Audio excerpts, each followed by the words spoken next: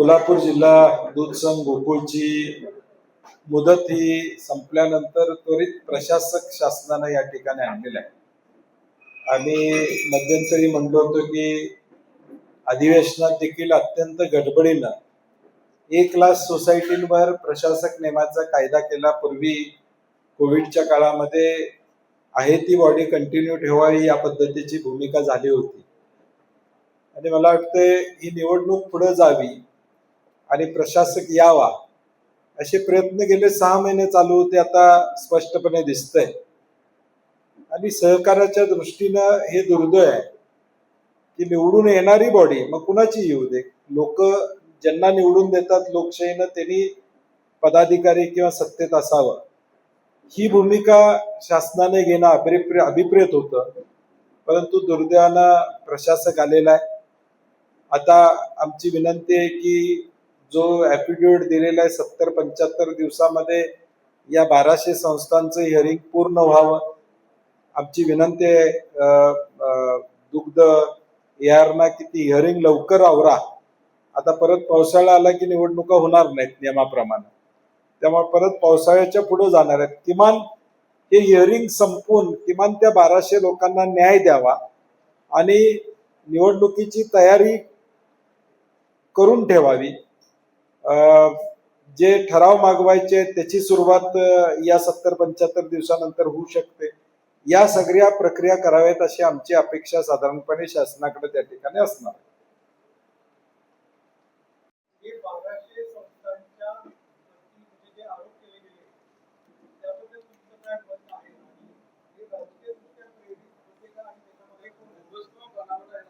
नाही, 1200 दूध संस्था ज्या रजिस्टर झालेल्या आहेत त्या 90 दिवसाची जी प्रक्रिया आहे त्या पद्धतीनं झाल्या असतील तर त्याला कोण थांबवू शकणार नाही. त्या दुधाचा कोटा पूर्ण केला असेल तर त्यांना थांबवता त्या ठिकाणी येणार नाही असं आमचं मत आहे.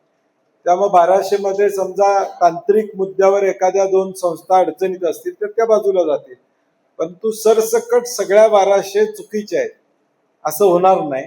त्या नियमाप्रमाणे केलेल्या आहेत, त्यांचं दूध संकलन आहे आणि त्यामुळे त्या फक्त मतासाठी केल्यात अशा नाही आहे. तर स्थानिक गावामध्ये वेगवेगळे गट असतात, त्या गटाचं दूध या गटाच्या डेअरीला जात नसतं आणि मग त्या दृष्टिकोनातून देखील ते दूध वाढीसाठी देखील गरजेचं असतं. त्यामुळे ते 1200 केलेल्याच ज्या संस्था आहेत त्या संस्था बाजू मांडतील आणि त्यांना न्याय मिळेल अशी आम्हाला अपेक्षा आहे.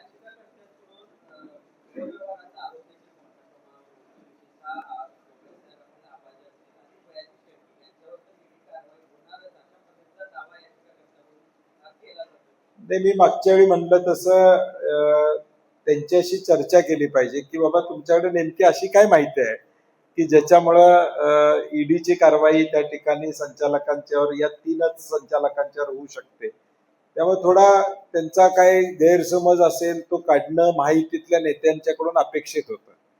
म्हणजे मला वाटतं त्यांनी त्यांच्याशी चर्चा केलेली दिसत नाही.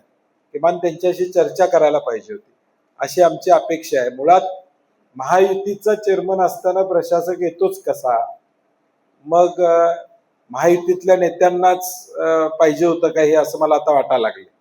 म्हणजे सत्तेत असणाऱ्यांनाच वाटत होतं का की प्रशासक यावा का मग महायुतीतल्या या सगळ्या घटक मंत्री महोदयांची ताकद कमी पडते.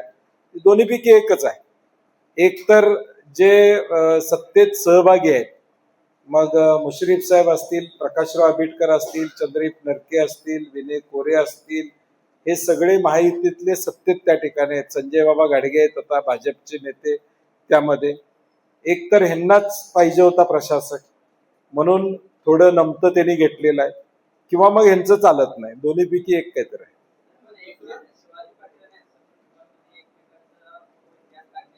नाही, आमदार शिवाजी पाटलांनी भूमिका घेतली, समजा एखादी भूमिका घेतली तर महायुतीतल्या लोकांनी त्यांना बोलवून त्यांच्याशी चर्चा करायला पाहिजे होती. तुमचं अंतर्गत भांडण आहे ना, हे गोकुळला का अडचणीत आणता तुम्ही महायुती म्हणून आमदार शिवाजी पाटलांनी 5 गोष्टी सांगितल्या, त्यांना बोलवायला पाहिजे होतं. बाबा तुमचं म्हणणं काय आहे मांडायला पाहिजे होतं, त्यांच्याशी चर्चा करायला पाहिजे होती, त्यांचा गैरसमज दूर करायला पाहिजे होता. मग शिवाजी पाटलांना बोलू देणं आणि मग प्रशासक येणं या सगळ्या प्रक्रियेमध्ये सगळेच सामील आहेत असं माझं मत आहे.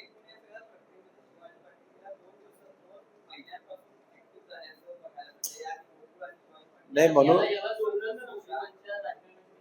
नाही नाही, तो आता त्यांचा माहितीतला अंतर्गत विषय आहे, त्यांनी कुणाचा घ्यावा आता तो विषय त्यांचा. माझं बेसिक म्हणणं काय होतं की ज्यावेळी ही तक्रार दिली गेली त्यावेळी प्रकाश बेलवडे कुठल्या पक्षाचे आहेत?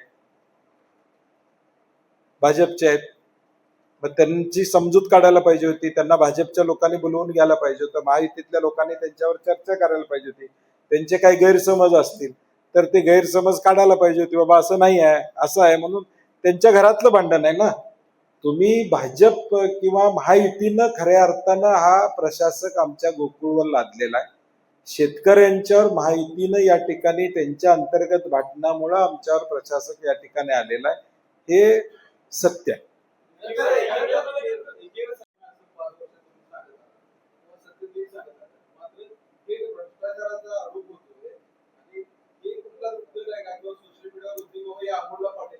नाही मग तू रडल्यासारखं कर, मी हसल्यासारखं करतो असं आहे का मला ह्यांचं?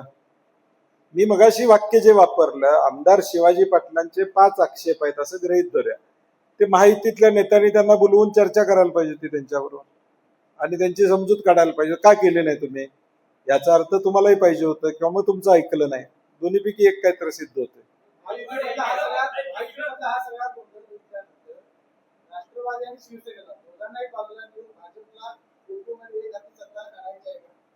नाही मला वाटतं आता तो त्यांचा राज्य पातळीवरचा विषय आहे. राष्ट्रवादी आणि शिंदे गट यांना कशा पद्धतीनं वागणूक मिळते, साताऱ्यामध्ये झालं, छत्रपती संभाजीनगरमध्ये आपण पाहतोय, कोल्हापूरमध्ये आपण त्या ठिकाणी या गोकुळच्या माध्यमातून पाहतोय. कोल्हापूर जिल्हा परिषदचा अध्यक्ष करायला राष्ट्रवादीला घाम फुटला त्यांचा, स्वतःचा अध्यक्ष करायला 20 सदस्य असताना सुद्धा अशी अवस्था आहे. त्यामुळे शेवटी भाजपचा अजेंडा आहे स्वबळाचा, एकट्याची पार्टी पुढे घेऊन जायचं. त्याचा अनुभव आता यांना हळूहळू दोन्ही पक्षाला येत राहील.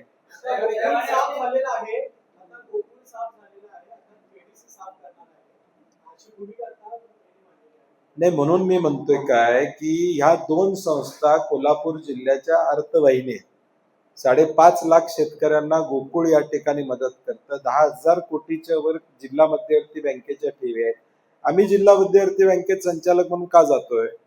कारण की तिथं 10,000 कोटी रुपयाच्या ठेवी आहेत, ते व्यवस्थित वापरल्या गेल्या पाहिजेत, लोकांना न्याय मिळाला पाहिजे. आज एक जिल्ह्यामध्ये जिल्हा मध्यवर्ती बँक नाही, तिथं शेतकऱ्याची अवस्था काय आहे आम्ही पाहतोय आणि बँक टिकली पाहिजे म्हणून राजकीय जोड्या आम्ही बाहेर ठेवून जातो. आता जिल्हा मध्यवर्ती बँक टार्गेटवर सत्ताधारी पक्षातूनच येत असेल तर मी मगाशी जे पहिलं वाक्य वापरलं तेच आहे, पुन्हा इथं लागू होते. एकतर त्यांची समजूत काढावी किंवा हे ते बोलतात ते सत्ताधाऱ्यांना पण मान्य आहे.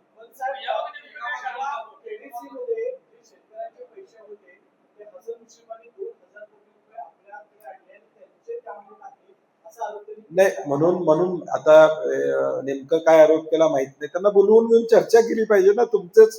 तुम्ही एकमेकाला मांडीला मांडी लावून सत्तेत बसलाय. तुम्ही मग सत्तेत फक्त तुम्ही संस्थांसाठी नाही स्वतःसाठी असं म्हणायचंय का आम्हाला? तिथं तुम्ही कॅबिनेटला दर बुधवारी सगळेजण तुम्ही एकत्र असता,